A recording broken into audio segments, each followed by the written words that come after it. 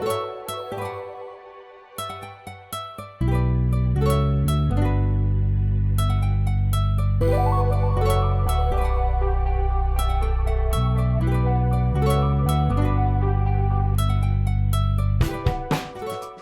everyone, my name's Ellen Watson. I'm the Operations Director at LTV.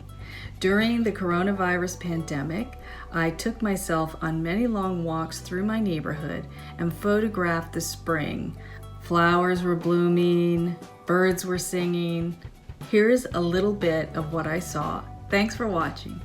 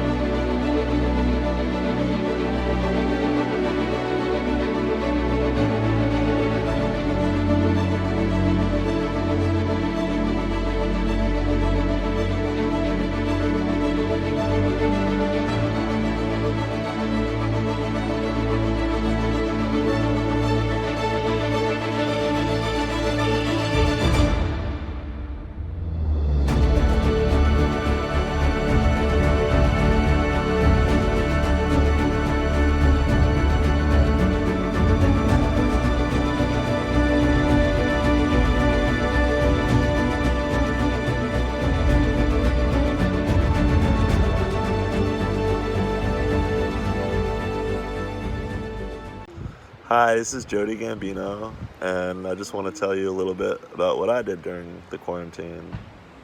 Well, I got to know myself really well.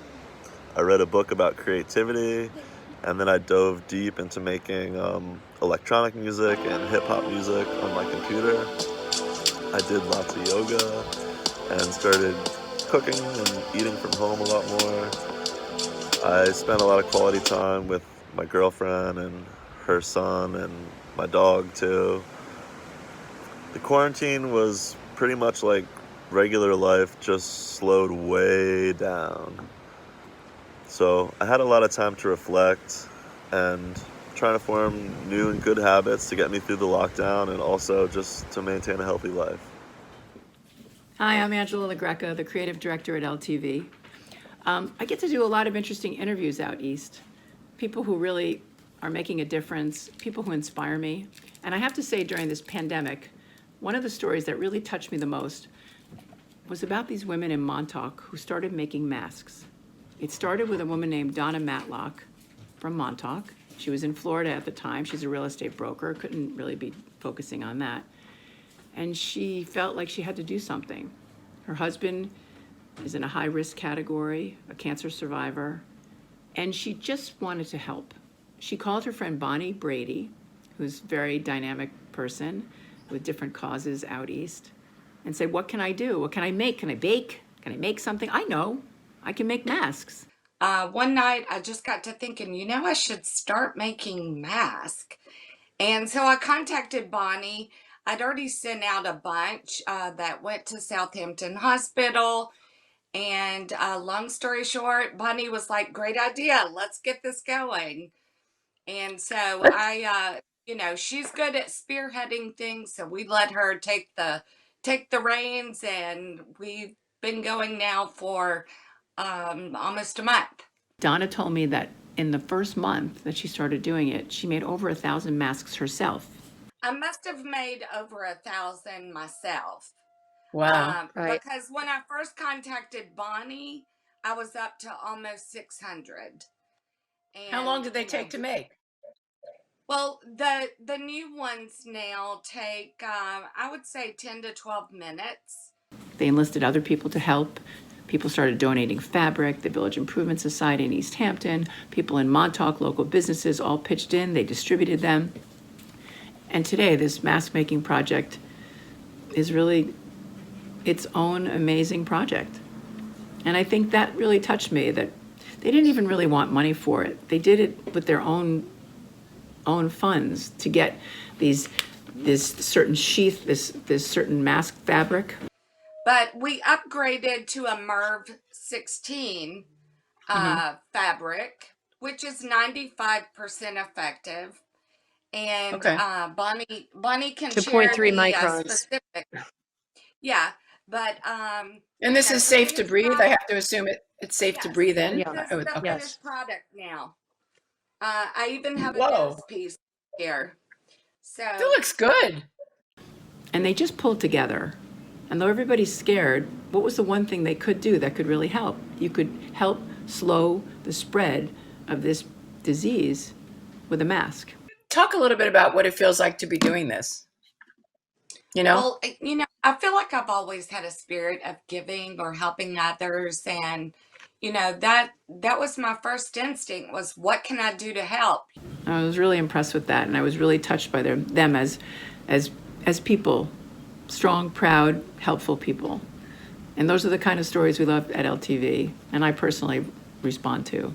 So to Donna and Bonnie and everybody in Montauk and the East End and East Hampton, our hats off to you. Masks on, hats off. Thank you. Thank you for caring.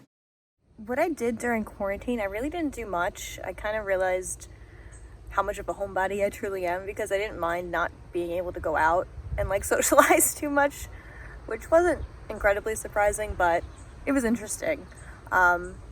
But really, I didn't do a whole lot. I played a lot of Animal Crossing and a lot of Stardew Valley, which are a couple of video games on a Nintendo Switch, which is like basically a Game Boy, something that I bought at the beginning of quarantine. And I also played a lot with my dogs. I hung out with them a lot.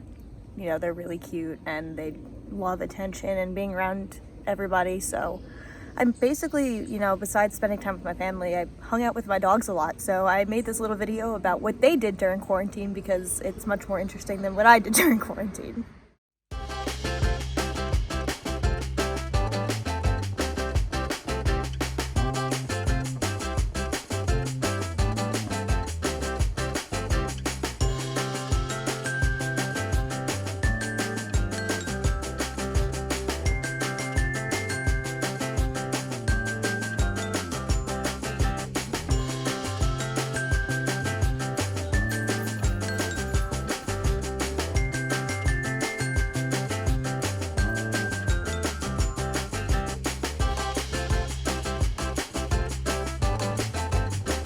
What are you eating?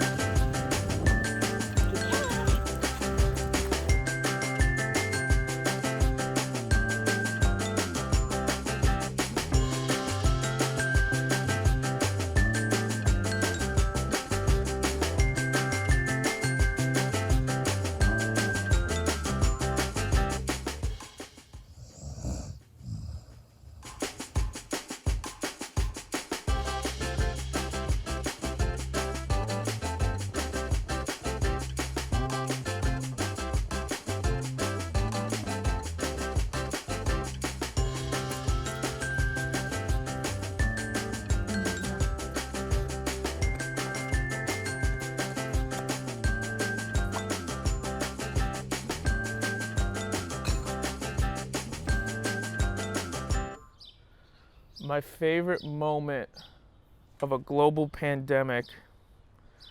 Quarantine was awful. I'm glad it worked, but it was terrible. I think my favorite moments were just driving around and seeing what the world has turned into and just thinking about what it's going to become after this. I mean, the streets of Manhattan were empty, and then all of a sudden the Hamptons was packed. That's when you knew something was bad, when everywhere in Manhattan was empty and that the Hamptons looked like it was the busiest it had ever been. I drove around Midtown and I drove right out east. Just, why not? And it's just strange to see. That footage is like haunting.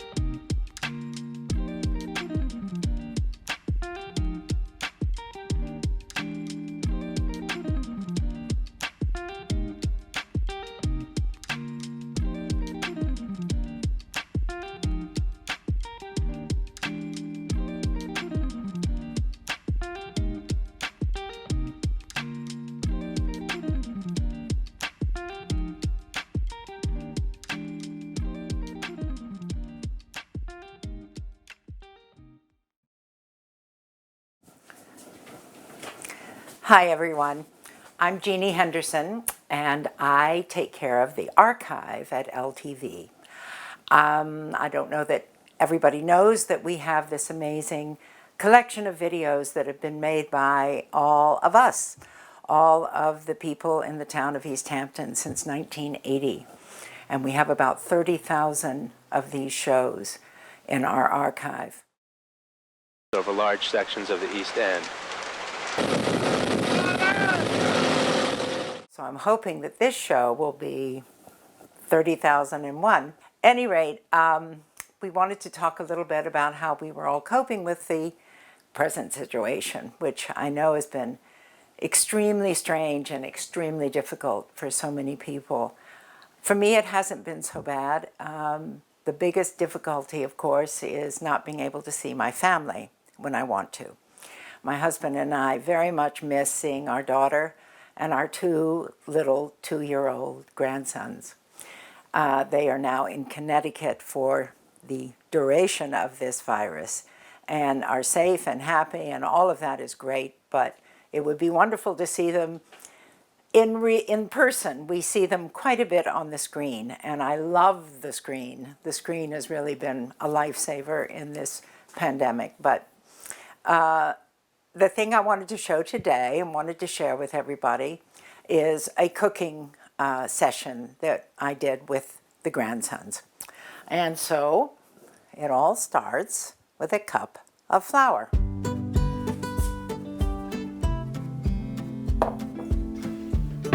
Okay, Granny, how many cups? I'm doing a cup. A cup and a half? Okay, we gotta scoop this in and put the flour in, okay? Do you wanna do it yourself? Okay. Okay, got it. She's gonna do this already. Okay. So then, Milk. She has some milk, right? And Yeah. what else does she have? Yeah. Does she have a bowl? No. Yeah. Yeah, she has a bowl. What color is it? Purple. Purple. Is it purple? Yeah, it's Oh purple. yeah, nice, man. because I have to put some butter in and make it. Oh, she's gonna put butter in there? Granny, what are you making? I'm making soft pretzels. Soft pretzel. Oh yeah, well I think we might do the same. Do it. I now want. You want another? Do you want a bowl? Okay, get a little flour on you. A little flour for the camera. So now I want to put a little flour on my board. You want some more flour? Oops, too much. Too much. Oopsie, Granny made a mistake. Mary's making a mess. That's what she's doing. That's what we do in the kitchen. Okay, I'm ready to roll. No. Can you just rub your hand over? Take it, Pretzel. Pretzel! and then we're gonna And roll. then you eat it. And then you eat it. What are you making, William? Good A job. chip. You're making a chip? Chip.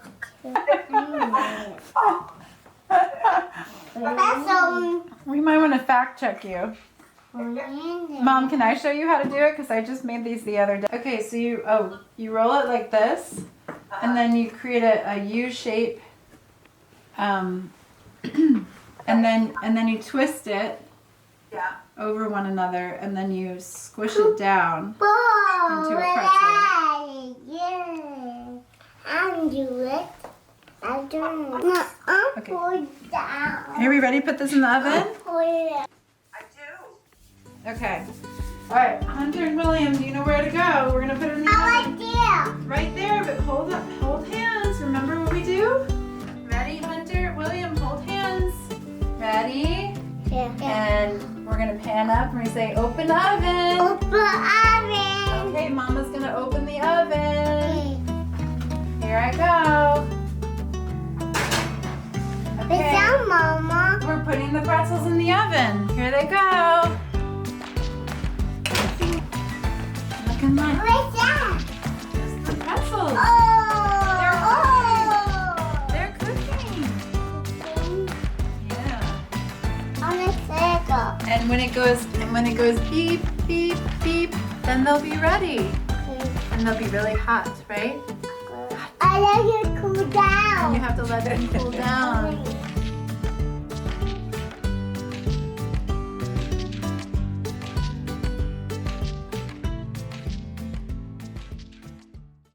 Hi, I'm Michael Clark, and I'm the Executive Director at LTV Media Center here in Wayne-Scott, New York. And I'm thinking about the pandemic of 2020, which, by the way, is not over yet.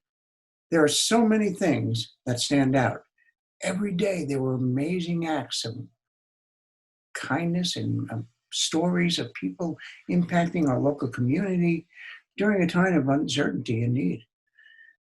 Now, these people deserve all the recognition in the world, but do you know what? That's not why they do it. Those are the people who walk the talk and truly believe we're all in this together.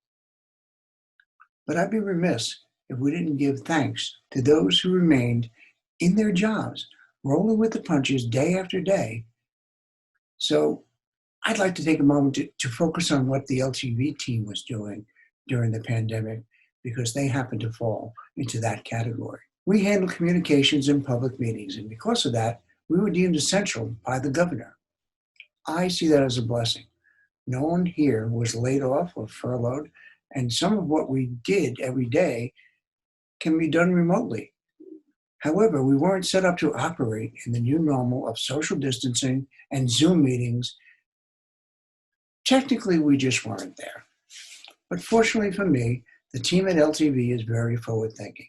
At the onset, before the country even shut down, we were planning for the what if. We put a plan in place to handle local government meetings remotely. This was extremely important because that is where the local decisions were being made. I think this was a great relief to the town and villages, and so much so that other towns came calling as well. Additionally, we started a daily program that focused on local news and what was impacting our community. We called it Facts at 5 and promised to give just the facts as opposed to what was being spread around on our social media. We focused on communicating local news, relevant information, and interviews as much as we possibly could, even with our small staff and people working from home. And this created a whole new dynamic for us. The LTV just hit the ground running, and they didn't miss a beat. There were many roadblocks in making this new program, as you can imagine, and televising all the meetings for the public, but the LTV made it happen seamlessly. I could not be more proud of what was accomplished during this pandemic. Every day, we continue to move to make it better in this constantly changing time. I think in times like this, people simply want to do the right thing. There are no guidelines written. So what the heck, we just went for it. And of course, not everything was right. But the bottom line is we did something. And that's what I'm most proud of.